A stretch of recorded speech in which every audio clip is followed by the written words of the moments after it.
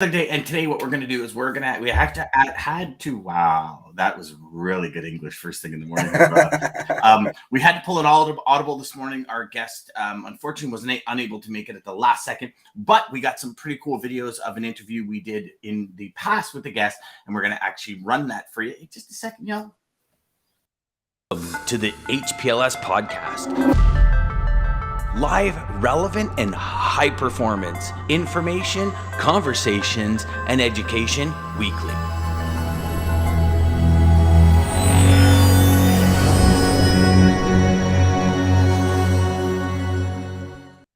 Well, DJ, we're going to have a little bit of a mix today, brother.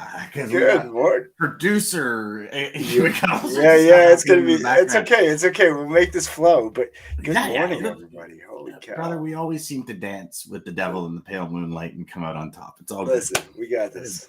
Good old Batman quote. Also, Lisa takes victory again 2 weeks in a row on Mr. Jeff Dickinson. Richard, Richard actually took a day today, didn't he? This week, didn't he? Didn't Richard take a day this week? Yeah, he did. I think he did. Hold on. Yeah. Okay, you know what? The weeks are going into the days. The days are going into the months. I don't even know. It's like I cannot believe we are almost done June. Like that is crazy. It doesn't even make sense. Here's the thing. I saw a post yesterday, and this guy was posting in the end, and I should actually reach out to him and see if we can get him on a Thursday or something. So he was taking a picture of him in front of his truck, and he was saying, everyone's complaining about gas prices, everyone's complaining about this, complaining about that. He goes, I put $210 in my F-150 Raptor today. I went and had 2 meetings, closed 2 deals, and landed over $500,000 in business. Today was a great day. And I was like, you know what, my friend, you are absolutely right. Like there's so much, gas is so high, gas is this. And what about, the posts and the overall feeling in January? Do you remember that? Like leading up to January, crazy how it's all positive, right? Hey, what's going on for the new year? What's going on? What's happening? Yes. And then that kind of dies off. I remember putting a post out just towards the end of Q1 saying, okay, so you're at the end of Q1. Where are y'all at? Like, here's all these awesome posts from December and January. Like, I'm going to come out. I'm going to crush it. I'm going to get this done. I'm going to get that done. And now we are here at the end of Q2 with literally, 2 weeks left in Q2? Yeah.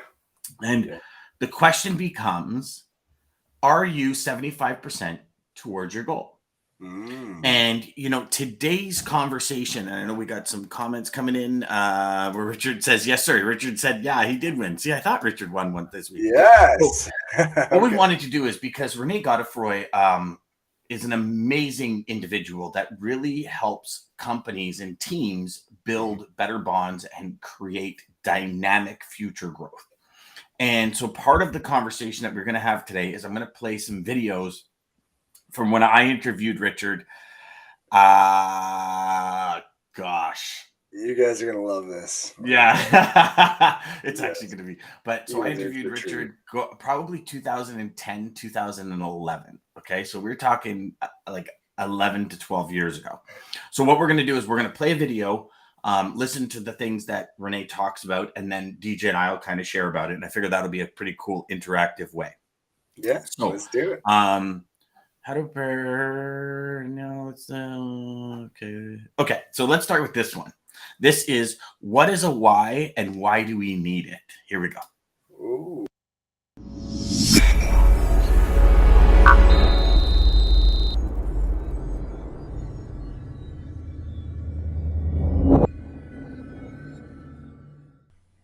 You talk about an individual's why.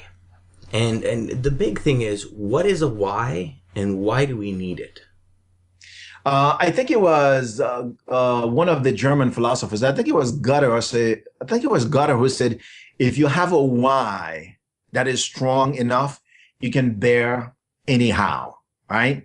Now, let's look at it this way. The why is the engine, is the power that is behind you to keep you going when you begin to meet obstacles, when you begin to face tough challenges and you want to give up and you want to walk away from either your job or your business or something you invested so much of yourself and time into, and then you want to give up, your why is what will actually propel you. Let me give you an example. For me, when I decided that I was going to become a motivational speaker or a keynote speaker in this country, I had many times I wanted to give up because learning English and trying to make it, I don't have any college degree or any connections, any friends that I went to college or high school with. So it was going to be really hard for me to make it in this speaking business. But the main reason is I wanted ultimately to become a humanitarian.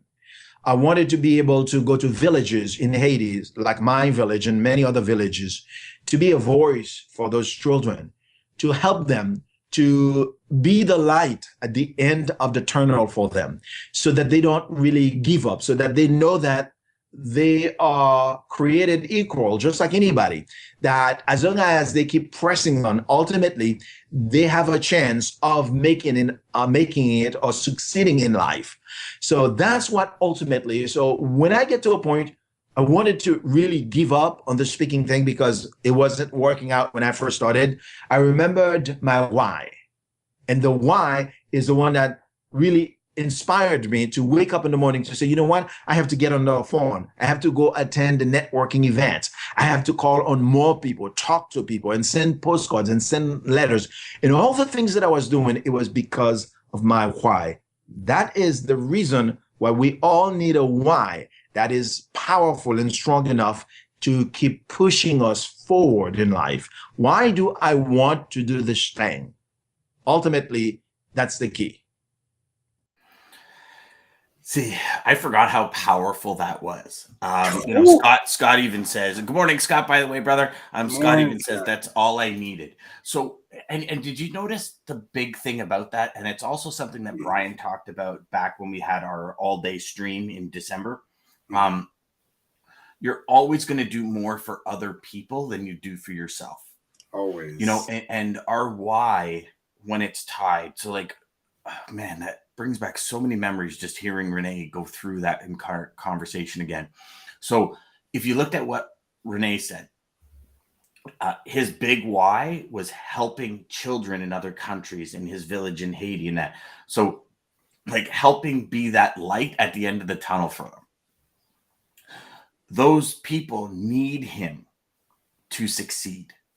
They need him to reach those heights to be able to help them. You know what I mean? And DJ, call it crazy, but that's the way I feel about every single prospect. Yeah. Is as a salesperson, it was like what drove me was there is a prospect out there that needs my solution. Yes. I just have to find them, because when I'm searching for them, they will come to me. And some people call it Pollyanna, but you know what? The fact is, if your why, like, you know, most people's why is their family. Right? Like I'm sure, you know, your family, every single part of your family is a why. Yeah. You know, maybe there's parts of your family that aren't a why. It's a reality. I know it is for me. It's like, I think it needs to go deeper. Yeah. Not just your family. It's like, what is the thing you're looking at helping your family with? Right? Like, I know for me, my why early in my career was everyone told me I didn't realize my camera just totally went on like a 40-degree turn there. You know, everybody told me that, you know, you needed education to succeed. Yep. That was my why when I first started in this industry, was to pretty much prove everyone wrong and say, screw you to everyone. You know what I mean? For lack of a better term, full transparency, right? Like, of course. Yeah. But my why's changed over the years. Yeah. Did you find that? Like, did you find when you got into the industry, and all of you watching and listening, like, what is that really big why? Because in sales, we get stuff thrown at us all day long. And don't get me wrong, a lot of it is really fun because I believe the sale begins when there's a no. So it's like, all right, we're on, let's go. Yeah, let's do it. But for some people, they go home beat up. Oh, They yeah. go home exhausted. You know what I mean? Does that make sense? Oh, yeah. I seen, so it's crazy that we started with that question because I just seen a post. I want to say it was on LinkedIn. I don't remember where I seen it, but it said, like, if you want to really get to the deep core of why you're doing something, ask why 7 times. So 7 levels deep is what I call it. Yeah. Is that okay? That it's actually part of Inception where we go 7 levels deep. Okay, there's where I see it. So, yeah. But yeah, so and why, and then you go deeper, why, and then your why, until you get really down to 7 layers deep, and you're like, okay, that's why I'm doing this. That's what this is for. Yeah. So for everybody watching and listening, DJ brought up a very valid point. So you first start and ask, why do you want success in your career? Mm-hmm. And then that answer, you take that answer and you drop it down a line and go, why do you want that? Then you take that answer, drop it down another line. You say, well, why do you want that? And you keep going down 7 levels deep and you ask it 7 times. And probably 99% of the people I've done this with, there's tears, there's a huge light bulb, and there is a drive and a force that comes out of that process, that because once you get to that core of why you're doing something, you're like, okay. And to his point, I mean, when your why is so big, there's no how that can stop you. It's just, well, you know, they've often said I'm gonna do it in this. a million different personal development books. Your why has to be bigger than the obstacles. And when your why is bigger than the obstacles, you have the ability to succeed and to hit that, you know, version of success that you see, whatever you see as success.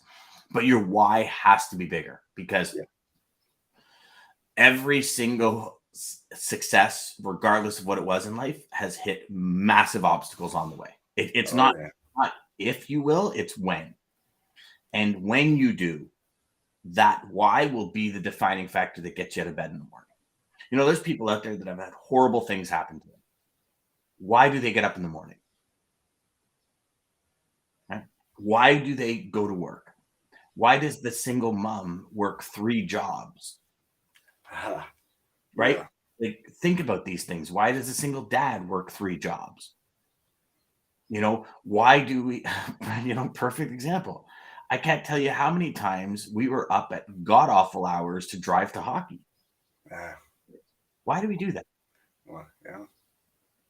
Right? And so many of us walk through life without ever figuring that out. It's just, well, this is what I'm supposed to do. No, because you can do it, and then you can do it with authority. And you do it, and you can do it with the ability to leave a legacy. As small as those legacy points might be, we can do everything with that. You know, why do you serve that customer at the highest level? Right? And huge. Jeff said a few weeks back on a show that I've been using the 5 why rule for 3 decades in solving business and personal issues. Yeah, exactly. It's Yes. Good morning. Hey. How are you? Good. We haven't seen you on here in a while. West Coast, another West Coaster in the house. So that was the first one, creating your why. Should we jump to the second one, DJ? Yeah, let's do it. All right.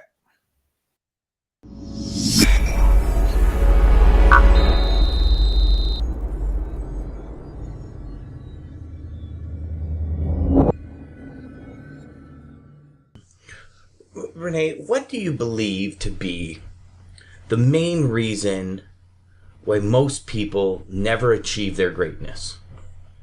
For me personally, I think the main reason is there's a mismatch between what they say externally that they want to do, what they tell people, and on the other hand, what they say to themselves intrinsically, internally. So to say that I believe I can succeed, I believe that I can explode this business is one thing.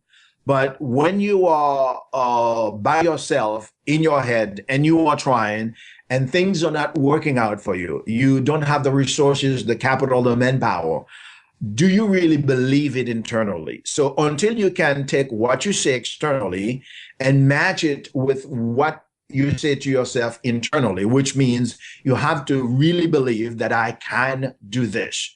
All right. Another thing also is the habits. So we have habits that are really in disharmony with the things that we say we want to accomplish.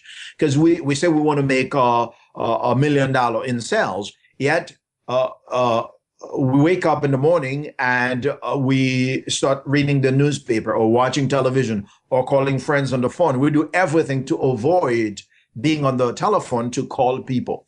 So that tells me that, okay, so the habits don't match with exactly what you want to do. So businesses every day, when they owners and people, when they wake up, is begin to look at your habitual, the things that you do every day. What are your habits? And then if you do not change those habits, everything that you say you want is just an illusion. You'll never really get those things because you are not practicing the right things every day. And finally, let me say you need a team, because without a team, you are not going to be able to succeed. We can look back even in the Bible. The first thing that the Bible, if you're a Christian, okay, you know that Jesus, the first thing he did, he put a team together. The big corporations like IBM, and they have a board of directors. So we see small businesses and we see people generally trying, but they don't really have the support. They don't really have a circle of influence around them, people who are going places to encourage and pick them up. So I think those three things we really need. We really need to check out, what do I really believe internally? I know I say I want to do this, but when I hit an obstacle, do I really doubt myself? Do I really say, hey, maybe I don't have enough knowledge? Maybe I'm not going to make it, all right? Or do I continue to talk myself into doing it? And so the second one is to change your habits. And finally, the third one is to have a team of people who can help and support you along the way. This is just flowing so well. And I'm not even just kind of clicking on the next one. So huge thing, right? To everyone watching, listening live now or on the replay, I think this is probably one that hits most people right in the heart and gives them that pain that we like to think we're moving forward, but Rene hit it on the nose. Do your habits, what you do daily. Remember Emerson's quote, "What you do screams so loud I can't hear a word you say." Yep. And that quote, I think, is probably the biggest reality check ever. You want to be the greatest salesperson. What are your actions to do that? Are you avoiding the call? Are you avoiding learning new tricks and strategies? Are you avoiding the education piece that we need? Are you avoiding prospecting? Are you avoiding trying new things? I think it's something we really need to ask ourselves. Yes. And say, do my habits, sorry, SIRI just jumped in my ear there, went, do our habits match our vision? Do our habits match what we write down? Do our habits match what's coming out of our mouth? The proverbial don't write a check your ass can't cash kind of thing, right? Mm-hmm. What did you think from that? What did you take from that? Exactly what you took. I mean, I think, yeah, it's, I get, yes, yeah. There's only one way. If we lie to ourselves to get to this end goal of being a really great salesperson or really amazing in this or whatever we're going for, there's one route.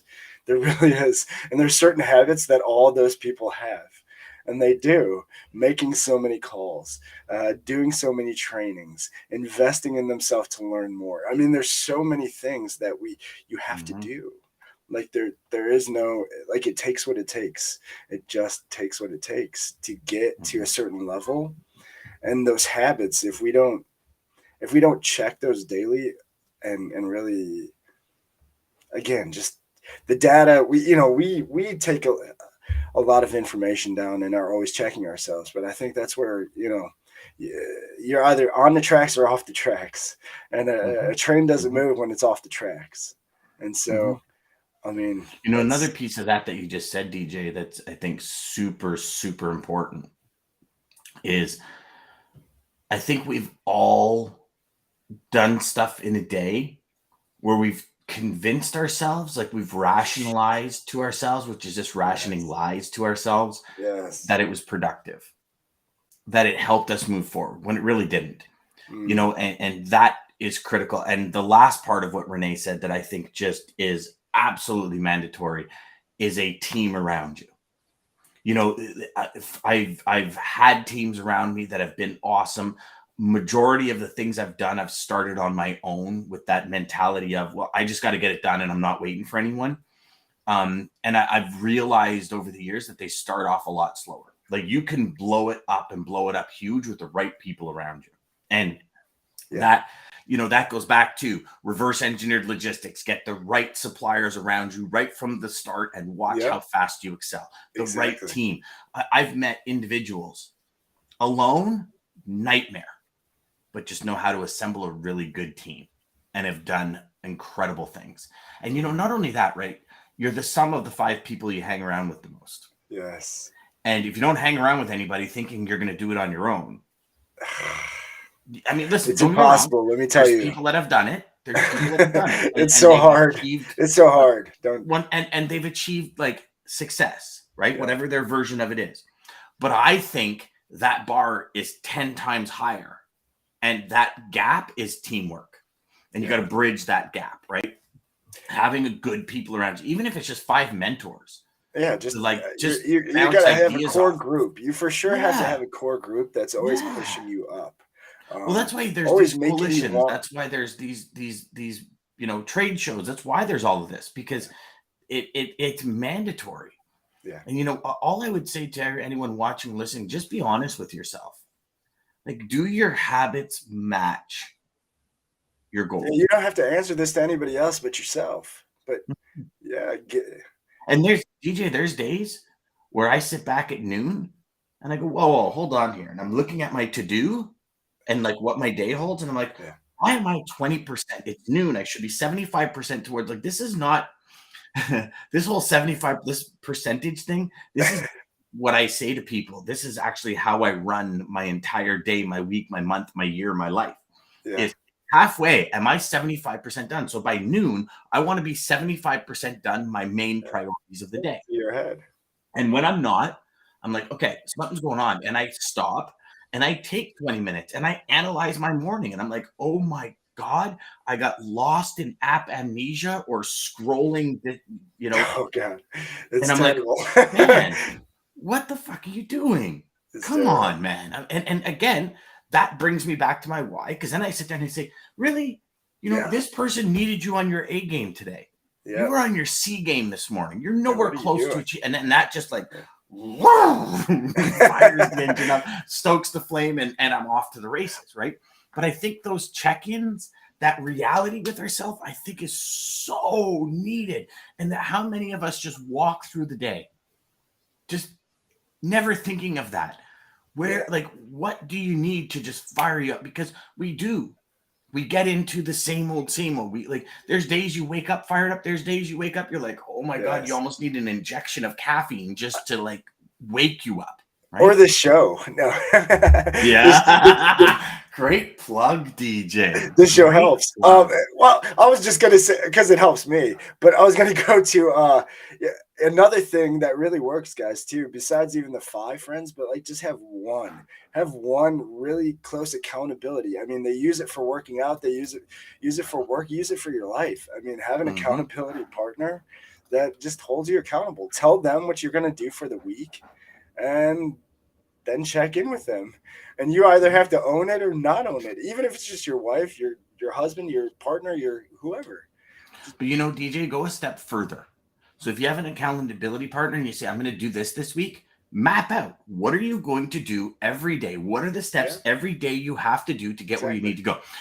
I've got some calls coming up next week, some very big calls for a new company. And I've already written 2 pages for each call, just brainstorming on my own. So when I get there, it's like, okay, here's the intention. What do y'all think of this? What do y'all think of that? What about this? What about that? Because it's preparation, right? Knowing is half the battle from G.I. Joe. Knowing if your actions are connected to your why, to that dream that you have, knowing it, not just assuming, knowing it, having those check-ins, and giving yourself ample time. So, beginning of the week, you talk with your accountability coach, or on a Friday, you discuss the results for the week, plus what's going to happen next week. Where do you want to be at the end of the day, Monday? At the end of the day, Tuesday? At the end of the day, Wednesday? At the end of the day, Thursday? How do you want to be prepared for Friday? Like, must-haves, man. Must-haves. Yeah. Talking about preparation.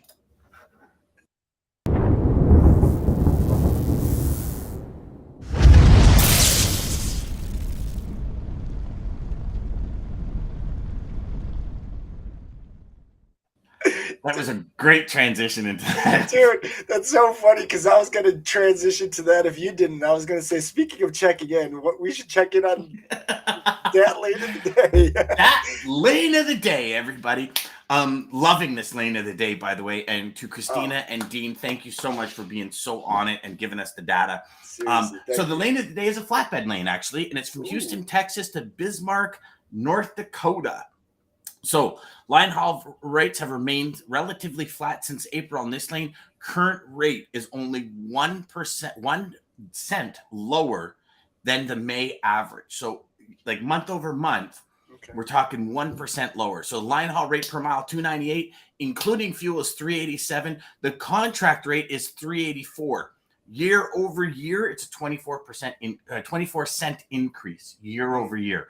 So pretty flat. Remaining year over year, 24 cents compared to some lanes are up, $1, 80 cents, 60 cents. So it's relatively low on the increase year over year from 2021 to 2022, y'all. And that is the DAT lane of the day. What lane was that one more time? Houston to Bismarck. So Houston, Texas to Bismarck, North Dakota. There we go. Yeah, so we're gonna have to have an outro for lane of the day. Lane of the day is ended, and maybe we'll get y'all to start jumping into rate. I love it. So now that we talked about that, now that we talked about your why, we talked about kind of the big 3 things that we need in order to help, like the reasons most people don't succeed, and also the things we need to help us succeed. A lot of that comes with change, doesn't it, DJ? It comes with change for ourselves. So what we're going to do now is we're going to talk about how do we prepare ourselves and our team to make change stick.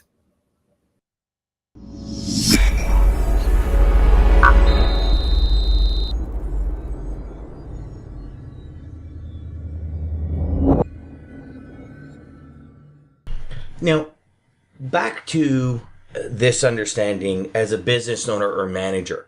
Typically, when we're adding something into the mix, it's change. It's different. Where, any business that's operating the same way they are today that they were operating 5 years ago is really going out of business. We know it's an ever-changing world. But how do we prepare our team for change, Rene? Well, the first thing is, when we look at the word change, the first thing that must happen for employees is the word acceptance, right? They have to accept change. Because if they do not accept it, they begin to fight it, right?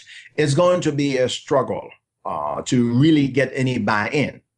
So don't come with a change process or a transition or something or a merger and then begin to dictate change. It doesn't happen that way. Now, you have to understand change creates fear. And people are afraid of what? The unknown, because they don't know what is going to happen. So the moment that they have fear, it's going to be very difficult. As a manager, a supervisor, or it really doesn't matter. Even as a parent at home, if you have a child who's going to college, right? It's change for them because they're going to leave their house and they are afraid. They're going to face the unknown. They've never been away like so long from you, for so long from you. And so your job as a manager, parent, or supervisor is to find a way to alleviate or to reduce or to diminish the fear for them. And so say, honey, I went to college and it was all just fine. and I'm going to tell you exactly what's going to happen and how it's going to turn out. And it's the communication level. You tell them what's, always in the change. You keep communicating. Don't stay in the dark and try to have rumors and they don't know what's going to happen the next day. Just keep them, just as a leader, you just keep them posted and let them know what's going on and try to alleviate or diminish the fear for them. Anybody that can diminish fear for any individual, no matter where it is, right? It's almost like you come from the doctor and the diagnostic is not good at all.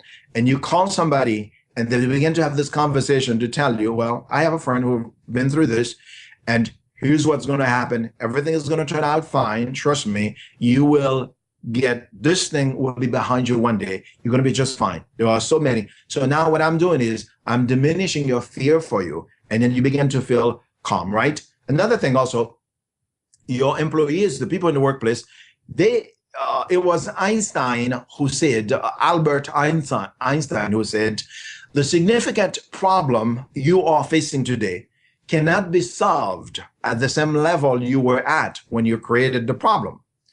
So the problem, the challenge that is going on in your life or in your workplace right now, you cannot solve this problem by remaining who you are. So what do you need to do? You need to reinvent yourself. You need to become somebody you are not today in order to deal with that problems, right? So the manager also, again, is you'll have to really work with your team and then prepare them and help them reinvent themselves in order to enter this new change or in order to embrace this new change that they are facing in the workplace or in your personal life. It's the same thing. All change is change, right? We were conditioned, right, to actually deal with change. It's just like we selectively choose which change. I mean, we grow up, we become a certain age, we get married, we have kids, and we buy a house, we move out of the house, we get another one, we change job. This is all change. But some change that it's almost like we did not expect them, and we selectively choose to fight those kind of change. But it's all the same. It's acceptance, right? Hey, what was it? It was the Alcoholic Anonymous. I think they have a prayer. The prayer or something they recite. It says, God grant us the serenity to accept the things we cannot change, right? And to change the things that we can change. So if you cannot change what's going on, that's it. It's happening at the top level in the company or maybe in your life, or there's nothing you can do. So what do? You just accept it and just change what you can change and move on and press on.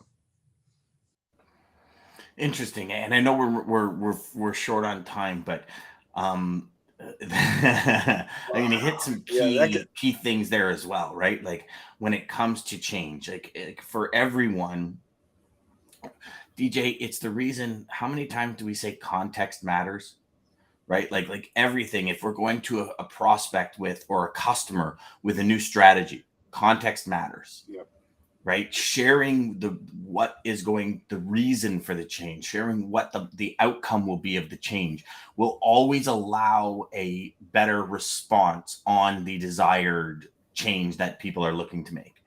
Right? Like how many times have you had new or get into a new customer and it's like they've been doing the same thing for years and it's like, but I have a way better way to do this that I think would really help. And that change is scary because it is scary, right? Yes. Yeah. I mean, you get somebody that moves from a non-sales job to a sales job. That change is friggin' scary. You move from a really bad phone call to the next phone call. That change is scary. That thing is scary.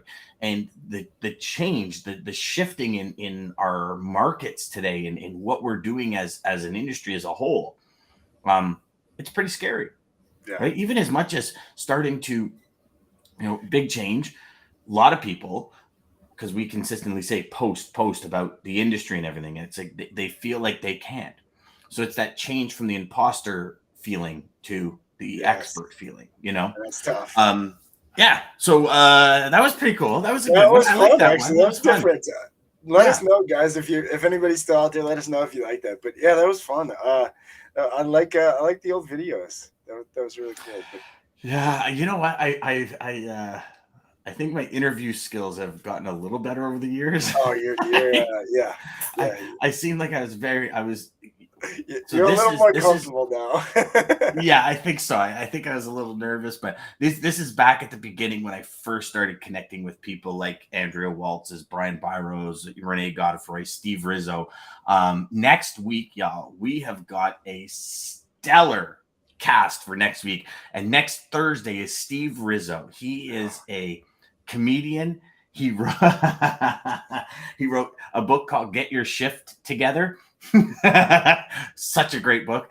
But he's going to be in next week. Amazing man, dear friend of mine. And we got some killer stuff happening next week. So make sure to join us. DJ, what do we got to take us out for today? Because tomorrow is wins and lessons, y'all. Daman has a comment real quick, and I think next, but if you want to change your life, you will need to change. Don't expect changes in life from the outside. It happens inside out. 1000%, brother. Yes, Daman. And shout out Maggie to says Daman loved it. And Centurion Trucking and American Logistics for making this possible and for sponsoring us. Thank you guys. Thank you for everybody just joining us weekly like you do daily. Again, we try to put this stuff out there to just help you guys start your day right. Motivated, energized, ready to go, ready to take on the beating that you're about to take on. Life is not easy. Come on, we're coming out like Tyson in his prime, baby. Nothing can beat us down today, brother. We can't lie to ourselves. It never was, and never will be. But we try to do this to help. So again, since it will be killer lineup with Freddie and Jason. Yes, they will be there. Was that a Nerf quote? That was a Nerf question. Yeah, I don't even have to see the quote. I don't even have to see it. I know right away it will be a Nerf quote. Yeah. Shout out, Nerf. Thanks for joining. Again, thank you, everybody, seriously, for joining us like you do and for making this possible. This really does help. Have a great day. Keep making those calls. Yes, Jeff. Sir. Exactly. Yes, sir. Again, Monday through Friday, Sales Chatter Live. Join us daily. Start your day right with us. Actually, throwing out one of our favorite guests, Steve Spiro. Shout out, Master Connector. This is a quote from him today, actually, on LinkedIn. Old ways won't open new doors. Centurion Trucking, our motto is people before profit. Today's market requires more transparency, consistency, and focus on what our clients need to win. Centurion Trucking and American Logistics are poised to help their clients achieve and surpass their targets. If you're looking for a team that honors your needs, dreams, and aspirations, then get a hold of Daman at American Logistics or Centurion Trucking and start designing your career